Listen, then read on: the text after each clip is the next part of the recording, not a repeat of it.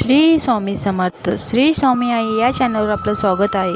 नक्की आजचा अनुभव खूप सुंदर आहे, नक्की ऐका. स्वामींची ही सत्यकथा भयानक आहे. तुम्हाला कळेलच की स्वामींचे तारक मंत्र किती ताकद आहे. तारक मंत्राची ताकद एका 24 वर्षात तरुणाला कशी वाचवते नक्की बघ. स्वामी भक्तांनो, ही कथा एका राजेश नावाच्या तरुणाची आहे. ह्या मुलाच्या घरात सुरुवातीपासून धार्मिक वातावरण होतंच. यामुळे आजोबाही त्याचे स्वामी भक्त होते. रोज नित्यनेमाने स्वामींची सेवाही करायचे. सकाळ संध्याकाळ घरात तारक मंत्राचा पठण हे करायचे. स्वामींना नैवेद्य दाखवल्याशिवाय त्याचे आजोबा जेवण करत नसत. लहानपणापासून तारक मंत्र, स्वामींचे नाम, कथा हे त्याच्या कानावर पडलेलेच होते. राजेशही स्वामींची तितकीच मानायचा. पण हो मित्रांनो, कामामुळे त्याला वेळ फारसा मिळत नसायचा. त्यामुळे तो स्वामींच्या सेवेत त्याला तितकंच लक्ष देता येत नव्हतं. एके दिवशी कामाच्या संदर्भात राजेश सोलापूरच्या दरबारावर जाणार होता. त्याच्या सोबत त्याचे 3 सहकारीसुद्धा होते. मित्रांनो, राजेश आणि त्याचे सहकारी सोलापूरचे काम संपवून आणि पुण्यास निघणार होते. सोलापूरला रात्रीचे जेवण करून आणि थोड्याच वेळात पुण्याच्या दिशेने पुढे आले. त्यानंतर त्यांची गाडी बंद पडली. मित्रांनो, हा प्रसंग ऐकून अंगावर शहारे येतात, काटा येतो. चारी बाजूला सुमसान भयानक अंधार, तीव्र काळ. गाडी मदतीला थांबत नव्हती. मित्रांनो, अतिशय भयावह अशी परिस्थिती होती. रस्त्याला चिटपाखरू देखील नव्हतं. मित्रांनो, राजेश आणि त्याचे 3 सहकारी येणाऱ्या प्रत्येक गाडीला मदतीसाठी हात करून थांबवत होते. कोणतीही गाडी थांबायला तयार नव्हती. अचानक एक गाडी त्यांच्याजवळ येऊन थांबली. हा प्रकार थोडासा विचित्रच होता. 100हून जास्त गाड्या गेल्या, पण एकही गाडी थांबली नाही. ही गाडी हात न करता थांबली. या गाडीत एक वृद्ध माणूस होता. जवळपास तो 65 वर्षाचा होता आणि तो स्वतःच गाडी चालवत होता. त्याने राजेशला विचारलं, काय झालं? राजेशने त्यांना सर्व घटना सांगितली. स्वामी भक्तांनो, ह्या माणसाने त्याला सांगितलेलं, ही जागा शापित आहे.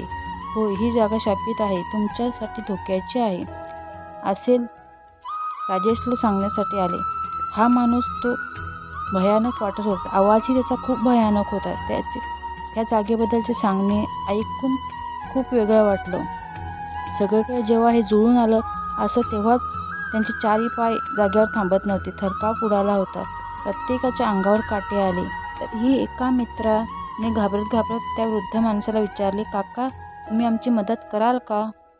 काका हो म्हणाले. माझ्या गाडीत तर फक्त 3 माणसांना जागा आहे. तुम्ही तर जवळपास 4 जण आहेत. मी तुम्हाला जवळच्या गावी सोडतो. तिथे तुमचा मुक्काम करा आणि सकाळ झाल्यानंतर तुमची गाडी दुरुस्त करून तुम्ही तुमच्या पुण्याला जा. काकांचा हा प्रस्ताव तर त्यांना पटतो. गाडीत तर फक्त 3 चौघांनी एकमेकांच्या तोंडाकडे बघितलं आणि त्यातले तर 2 जण गाडीत जाऊन बसले सुद्धा. आता प्रश्न पडला होता तो फक्त राजेश आणि त्याचा एका सहकार्यानं. थोडक्यात विचार करून तर काका मी तुम्हाला विनवणी करतो की ह्यांना सोडून तुम्ही परत मला न्यायला या. ठरलं तर काकाने होकार दिला आणि राजेशचे 3 मित्र गाडीत बसले आणि गाडीच्या दिशेनाशी झाली. ठरल्याप्रमाणे राजेश काकांची वाट बघत होता. राजेश हे थोडं धाडस कसं केलं त्याला कळालंच नाही. ही जागा शापित आहे हे त्याला माहीत असून सुद्धा राजेशने हा निर्णय घेतला होता. तो खूप घाबरला होता. त्याचा 3 सहकारी काकांच्या साथीने निघून गेले होते. पुन्हा एकदा सुमशान जागा, शांतता पसरली होती. राजेशचे हृदयाचे ठोके वाढले होते. तीव्र गतीने तो वेगाने घाम फुटला होता. त्याला खूप घाम फुटला आणि त्याचे हातपाय थरकाप कापत होते. आता तो बराच वेळ होऊन गेला होता. ते काका काय परत येण्याचं नाव घेत नव्हते. तिथला भयानक आवाज, एखादी गाडी जात होती दिसत होती, पण ती गाडी थांबण्याचं नाव घेत नव्हती. तिथे आल्या की गाडीचा वेग वाढत होता. तो खूप घाबरला होता. राजेशच्या तोंडून अचानक स्वामींचा तारक मंत्र येत होता.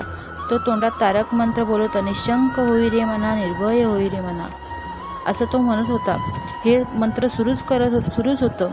या ठिकाणी अशी विचित्र घटना घडली की राजेशचे पाय अचानक एक जागी थांबतच नव्हते. तो आपाप इकडे तिकडे वळत होता.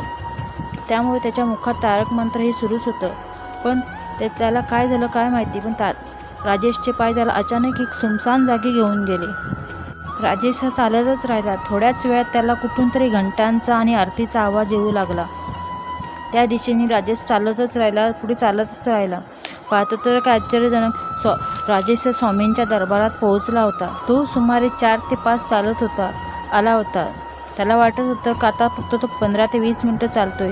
तरी हे कसं चालला त्याला कळालंही नाही, त्याच्या लक्षातही आलं नाही. हा प्रकार स्वामी महाराजांनी घडवून आणला होता हे त्याच्या लक्षात आलं होतं. तो स्वामींना शरण गेला आणि नतमस्तक होऊन नमस्कार केला. तो स्वामींच्या दरबारातून दुसऱ्या दिवशी पुण्याला निघाला. हा प्रसार घेऊन तो दुसऱ्या दिवशी ऑफिसमध्ये गेला आणि ऑफिसमध्ये गेल्यावर त्याला सगळं समजलं की त्याच्या 3 मित्रांचा एका कार ॲक्सिडेंटमध्ये जागीच मृत्यू झाला होता. ते जागीच ठार झाले होते. हे ऐकून राजेशच्या डोळ्याचं पाणी काही थांबत नव्हतं. तेव्हा त्याला कळालं ते गाडीवाले काका हे कोण होते, ती गाडी कोणाची होती त्याला काहीच कळालं नव्हतं. अजूनही त्याचा तपास लागला नव्हता.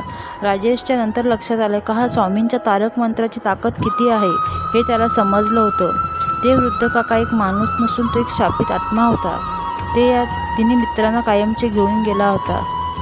तेव्हा स्वामींच्या तारक मंत्राची ताकद किती आहे. श्री स्वामी समर्थ.